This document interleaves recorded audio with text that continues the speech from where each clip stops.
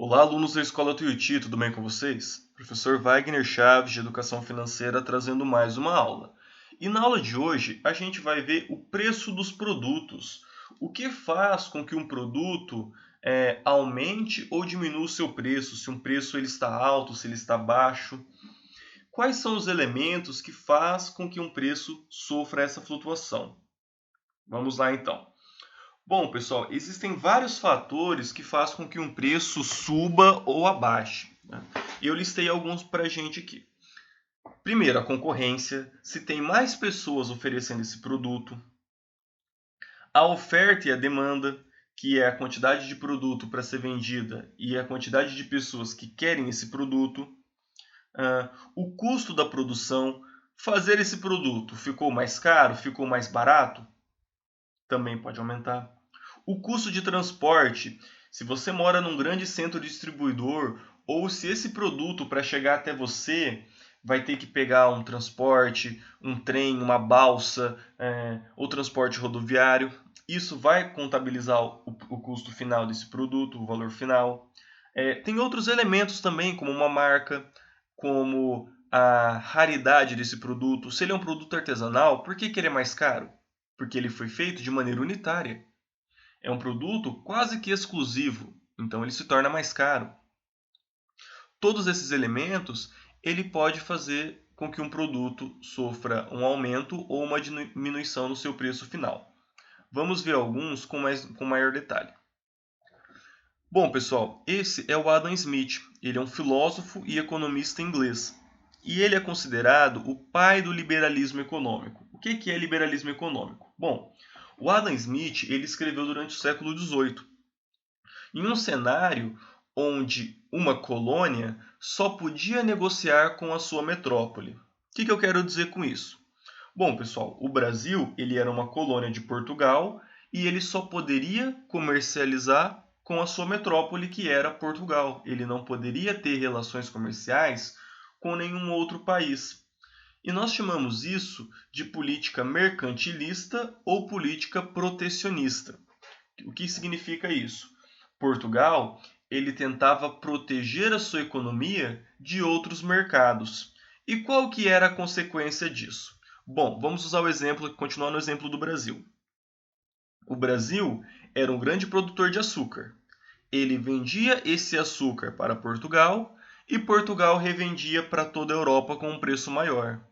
Quem ficava com o lucro dessa venda de açúcar? Portugal. Então, esse é um exemplo de monopólio, ou seja, Portugal ele monopolizava as relações com o Brasil e tinha também o monopólio da venda do açúcar na Europa. Então, durante muito tempo, isso deu muito dinheiro para Portugal, porque ele detinha esse monopólio do comércio com o Brasil e da revenda dele na Europa. Agora, pensando se você é um consumidor final, você está pagando mais caro por um produto porque esse país tem um monopólio. Então, para o Smith, nenhum Estado deveria intervir na economia. É papel do comerciante e das pessoas envolvidas nesse comércio escolher para quem ele vai vender. Então, ele pode vender para quem paga mais e não para Portugal, que era a única pessoa que comprava o açúcar brasileiro. Vamos usar um outro exemplo aqui. Durante muito tempo, o Brasil e Portugal foram os principais vendedores de açúcar na Europa. Depois de um tempo, a Holanda ela conseguiu áreas coloniais ali no Caribe, passou a produzir açúcar e passou a competir no mercado europeu com o açúcar contra o açúcar português. O que aconteceu com o preço do açúcar? Ele ficou mais barato, porque agora eu tinha uma concorrência, eu tinha mais pessoas oferecendo esse produto e, por consequência, ele se torna mais barato. Mas, professor, para Portugal não foi ruim? Para Portugal foi ruim, porque agora ele tinha que produzir mais açúcar ou um açúcar de melhor qualidade para poder ser competitivo com o açúcar holandês. O que aconteceu? Portugal não conseguiu fazer isso. A Holanda conseguiu. Ela conseguiu produzir mais açúcar, ter uma qualidade melhor porque eles refinavam o açúcar, eles branqueavam o açúcar. Então, o açúcar que Portugal vendia era aquele açúcar mascavo. Os holandeses não, vendiam o açúcar cristal. Então, os holandeses eles trouxeram mais tecnologia para produzir mais em menor espaço, para aumentar a produção por hectare da cana-de-açúcar, por melhorar o sistema da produção, o engenho de açúcar holandês era mais produtivo. Então, tudo isso fez com que a Holanda conseguisse produzir mais e vender mais barato do que Portugal. E qual que é a consequência disso? Se você tem uma concorrência, você estimula com que as pessoas, com que os empresários e os comerciantes busquem maneiras de baratear o preço para quem é o consumidor final. Então, pessoal, para a gente que é o consumidor final, é muito importante que haja essa concorrência, que tenha diversas fabricantes de computador, que tenha diversas marcas de celulares, que tenha diversas marcas de qualquer coisa, porque daí a gente consegue encontrar o melhor valor para o nosso consumo. Beleza? Vamos continuar então. Uma outra coisa que pode influenciar o valor desse produto é a oferta e a demanda.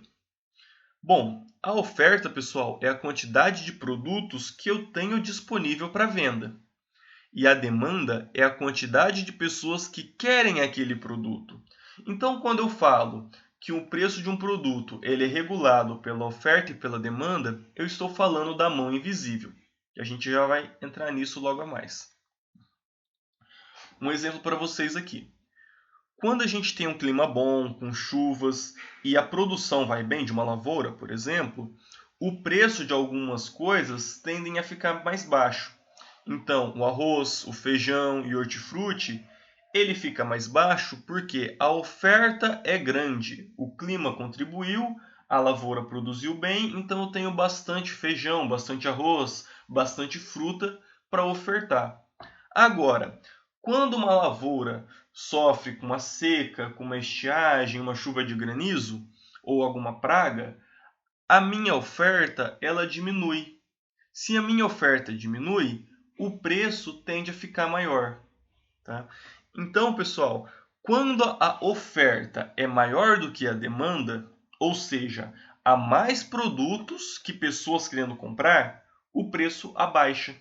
Por que o preço abaixa? Bom, esse produto vai ficar estocado lá? Não, esse produto ele tem que sair. Então, eu tenho que fazer com que essa baixa procura, essa baixa demanda, supra os meus custos de produção. Então, eu tenho que deixar esse produto com um valor baixo para que ele saia logo. Agora, quando a demanda é maior do que a oferta, ou seja, quando há mais pessoas querendo comprar do que a disponibilidade, o preço sobe. Ou seja, tem mais pessoas querendo comprar do que eu tenho produtos para vender. Então eu tenho que tornar esse preço mais alto. Então quem paga mais vai levar esse produto. A gente consegue ver isso, pessoal, sempre, por exemplo, com frutas da estação. Por que determinados meses do ano o morango é mais barato? Porque naquele período a oferta de morango ela é bem maior. E nos outros meses? Bom, nos outros meses não é uma época de morango. Então o produto, a oferta é menor. O produto fica mais caro. E a gente consegue ver isso com todas as frutas praticamente. Tá bom? E nós chamamos isso de mão invisível. Por que mão invisível? Bom, pessoal, porque não tem ninguém atrás aumentando ou diminuindo o preço desse produto. É simplesmente as pessoas comprando.